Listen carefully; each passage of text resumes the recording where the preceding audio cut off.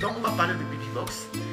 Et BBBox, j'en avais parlé une fois, mais aujourd'hui, c'est pas de la même manière parce que c'est une entreprise qui s'est installée au Togo depuis 2017 et qui est en train qui s'occupe de l'électrification en milieu rural à travers des kits solaires. C'est le fameux projet CISO que Ford avait lancé. Et donc, c'est une entreprise qui bénéficie de la subvention de l'État. Vous savez, toute la problématique de l'électricité chez nous, 60 ans ou 64 ans après les indépendances. Nous avons encore des villages qui n'ont pas d'eau, qui n'ont pas d'électricité. Il y a des gens qui sont nés, qui ont grandi dans les villages, ils n'ont jamais vu le courant électrique, ils en sont morts. Et ça ne peut pas être une fierté pour nous quand nous avons des chefs d'État qui vont dans des conférences pour dire que leur ambition c'est de construire un État fort avec une vision, une protection, alors qu'ils sont incapables depuis 60 ans de fournir ne serait-ce que l'électricité dans un petit territoire comme le Togo, à tous les villages, à toutes les localités, à tous les hameaux. Il y a lieu de se poser des questions sur ce que ce chef d'État met dans les expressions comme vision, protection, et je ne sais quoi. Les besoins élémentaires des Togolais aujourd'hui, c'est d'avoir l'eau potable, c'est d'avoir l'électricité, c'est d'avoir les rues ou les routes bien faites.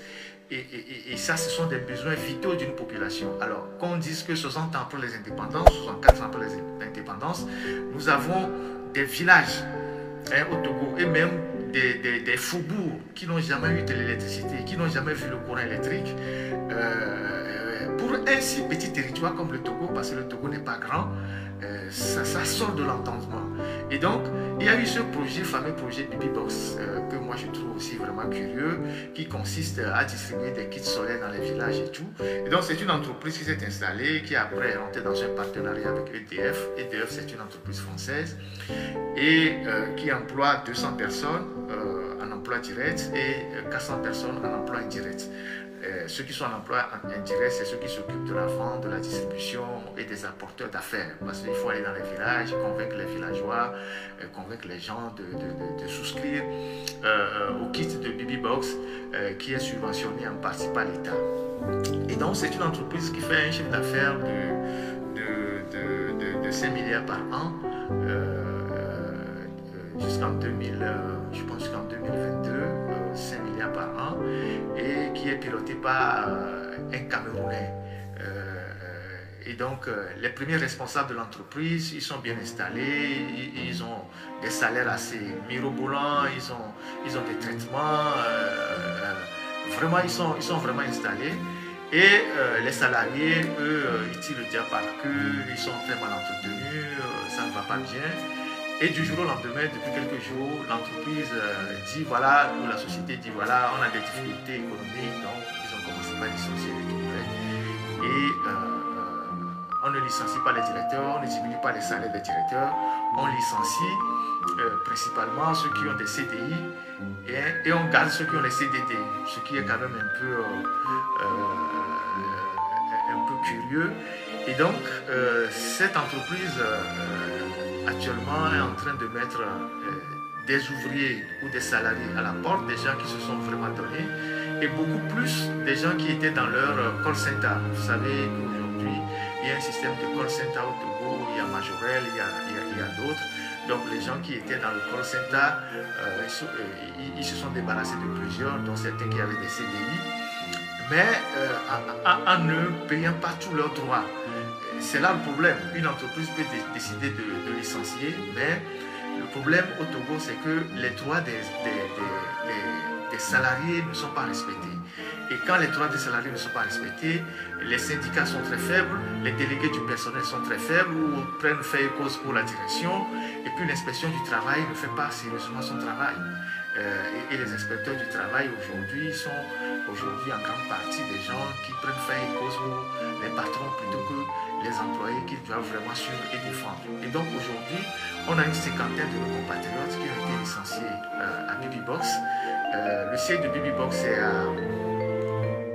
c'est à Kélégouguen, après l'école primaire de Kélékougan, dans la zone là-bas, je pense. Ouais, c'est là-bas leur siège. Et donc, on a licencié une cinquantaine de compatriotes qui se retrouvent aujourd'hui à la maison et qui ne sont pas rentrés totalement dans leurs droits et ils ne savent pas vraiment à qui s'adresser, qui peut leur voler au secours pour les aider à recouvrir leurs droits. Donc, je me fais sur moi le devoir ici de relayer ce dossier de Babybox en rappelant que c'est une entreprise qui est suffisamment prospère, qui a fait beaucoup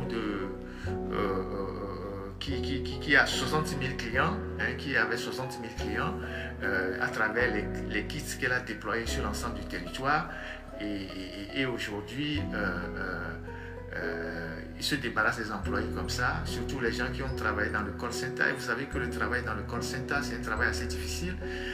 Il faut recevoir les appels, il faut diriger les gens, il faut expliquer les choses aux gens. Et les gens sont permanemment assis avec des casques qui ont après des conséquences sur leur système auditif et leur système nerveux. Et donc ces gens-là, on se débarrasse d'eux comme ça, comme des malpropres ou des va-nu-pris.